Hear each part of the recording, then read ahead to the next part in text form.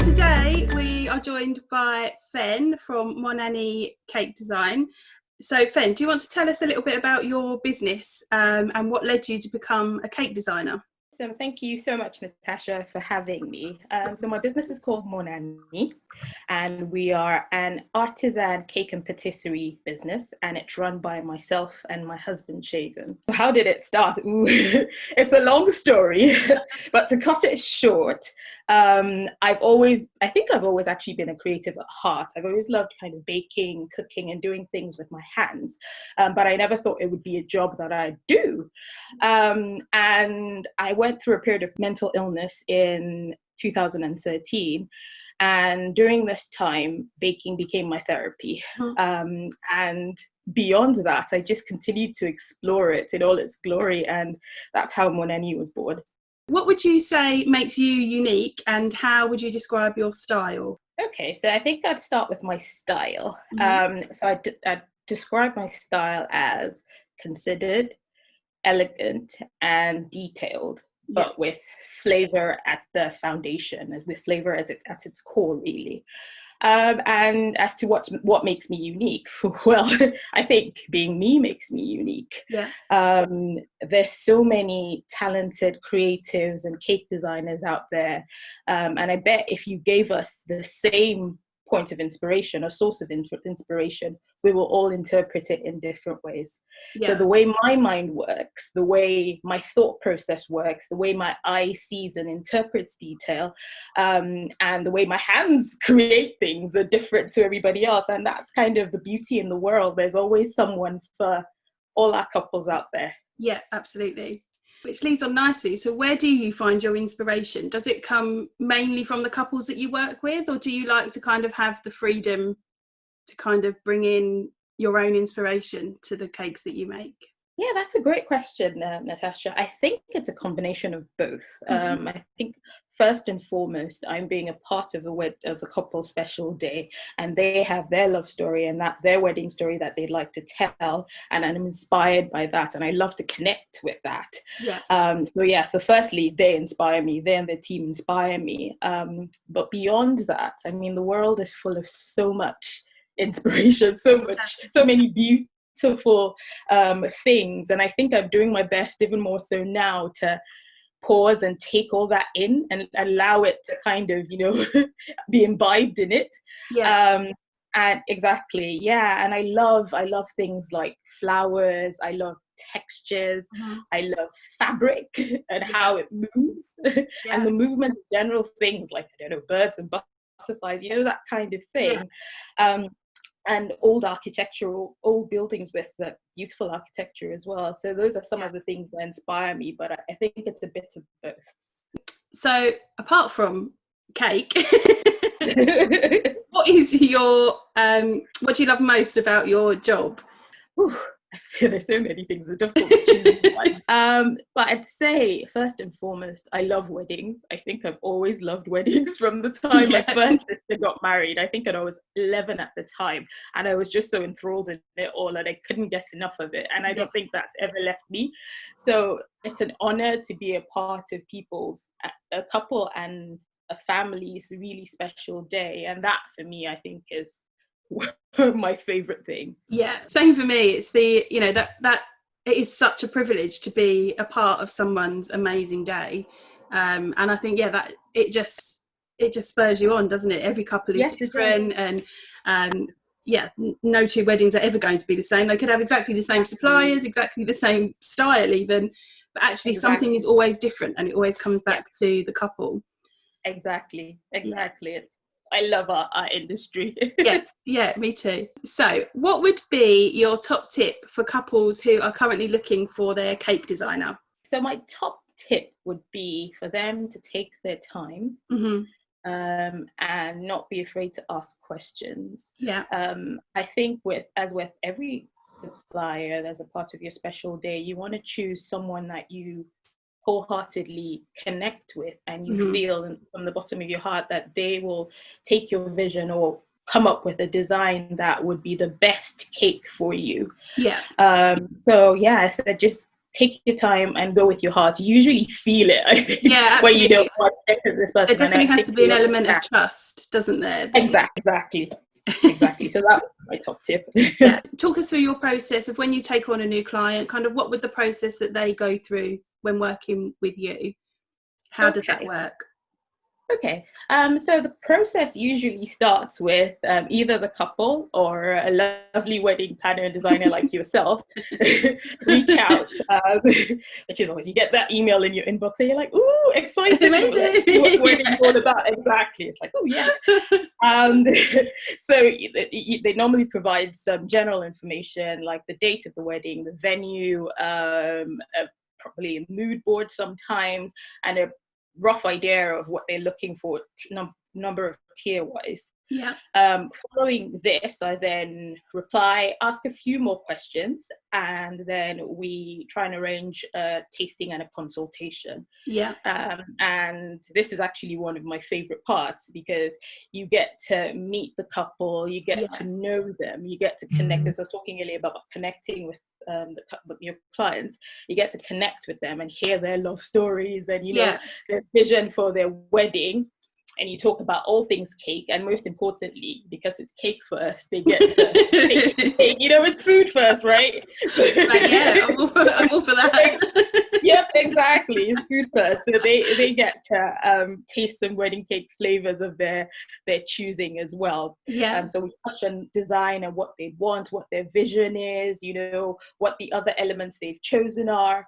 And then following on from this, inspired by our conversations, we then, Segun and I, because Segun does the sketches, he does the sketches. So we use the information that we've discussed and we put together a proposal with design ideas and sketches to help them visualize the overall look.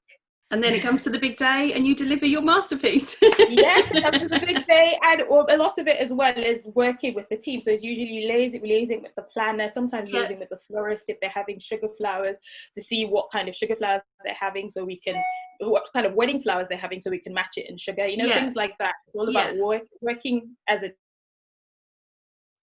day, and then on the day delivering the cake. Yeah. Are you seeing any particular trends right now in terms of design for cakes, or is it again just completely individual to each couple? So I think that there's so many beautiful, people are so creative and they've come up with so many beautiful trends and ideas that you can incorporate into your wedding. At the same time, I believe trends come and go. And I'm more inclined to truly explore and dig deep into the essence of the wedding. And create a cake that fits beautifully with that essence. Exactly. I think that's kind of what's more important for me and for me to give to my clients as well. Because it's all well and good following trends, but if it doesn't fit with the overall theme, it will stand out as being the odd element, won't it? So it all has to tie together really beautifully. Exactly.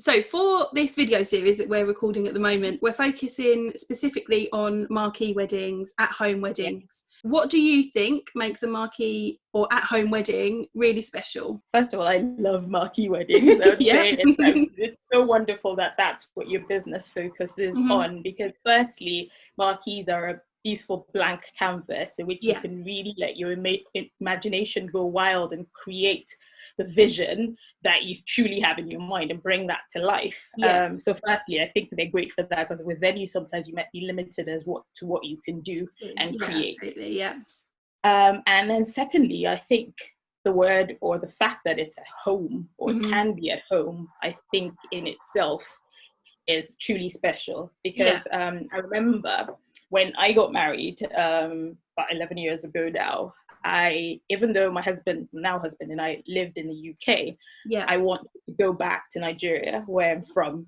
to have my wedding. And the reason for that was that I wanted to get ready in the home that I was raised in, with the memories that I have of it, to have some of the celebrations in that home.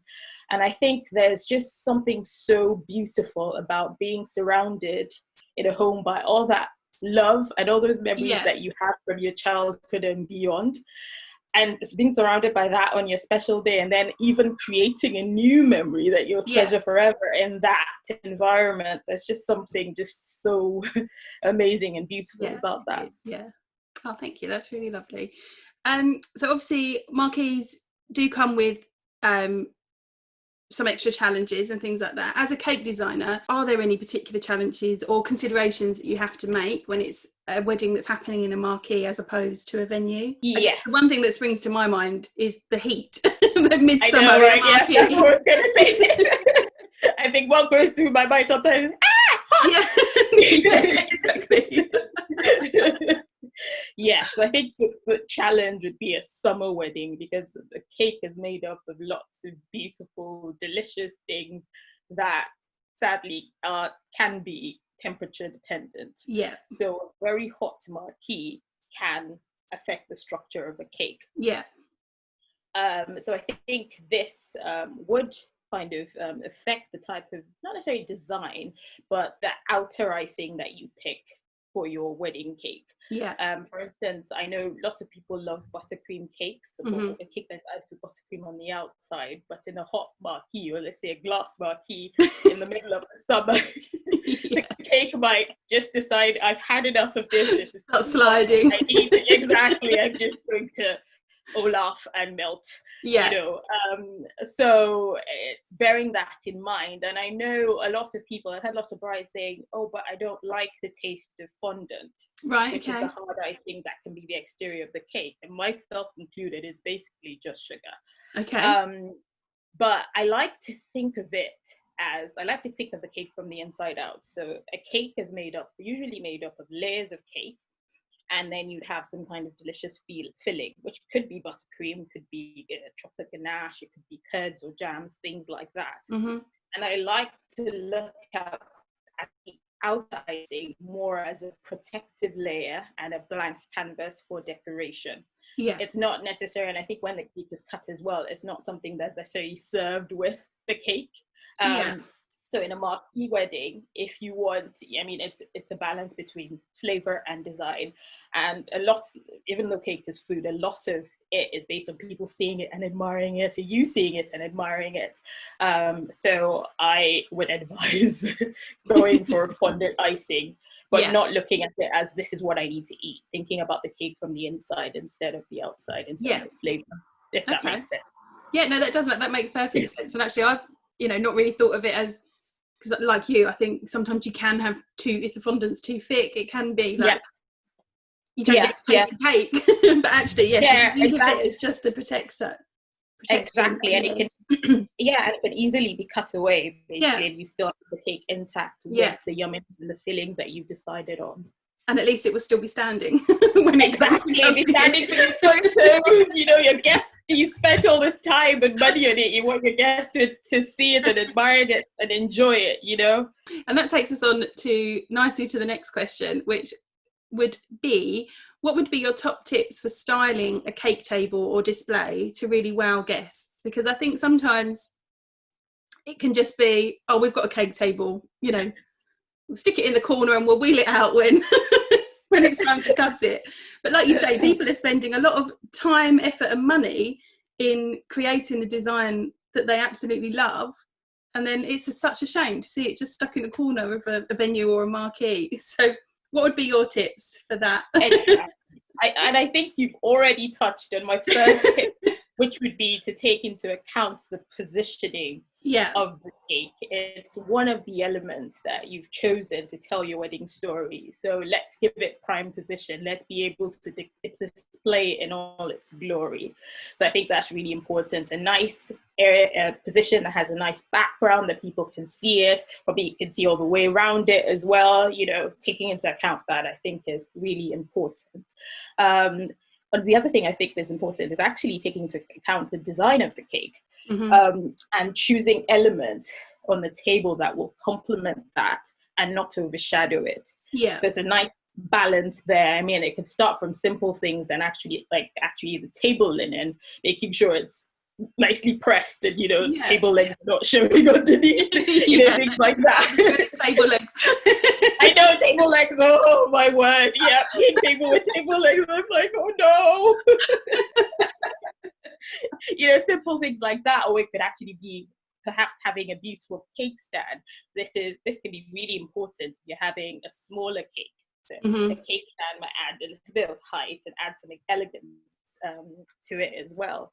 And I mean, some cake designs are just a wow factor on their own because they're already so intricate and, you know, tall or what have you. And they don't always necessarily need other elements to make it better, if you see what I mean. Yeah.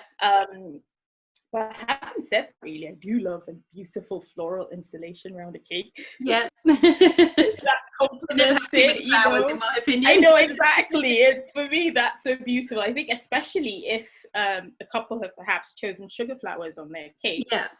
And the sugar flowers, because the way I like to work is to kind of liaise with the florist and see what flowers they're using and see if I can be inspired by that and create something similar in sugar. So if you had a beautiful fresh floral installation around your cake and you had fresh flowers on the cake, sometimes it could be a real marvel for the guests when they actually realize it's sugar flowers and they're like, oh no, but they look so much like the real flowers. And that again, you know, can create a wow factor. But I think with everything, it's considering your cake design, the experience you want to create for your guests, and how whatever you use complements it. If you had to choose one, what would be your favorite cake flavor? Ooh, oh man. I actually love, I think this is twofold. I'm partial to a vanilla cake. You know, I spend all this time trying to create these complex things and complex flavor, and I love experimenting with that. But when it comes down to it, I love the basics. And if you could make something so basic that tastes amazing, for me, that's like, oh, vanilla, that's awesome. And better still, if you could make a cake that is inspired by apple crumble, because my favorite dessert is apple crumble. That was all the questions I had for you, but thank you so much for going through that. It's really lovely to hear more about you and your business. Thank you. And anyone that's watching, you'll be able to find Fen and MonAnnie's contact details on the webpage. So if you want to get in touch with Fen and have a look at her amazing creations, then you'll find all the details there. So thank you so much, Fen. It was really lovely to chat to you. Thank you very much. You too. Thank you so much for having me, and all the best to everyone planning their marquee / at home wedding.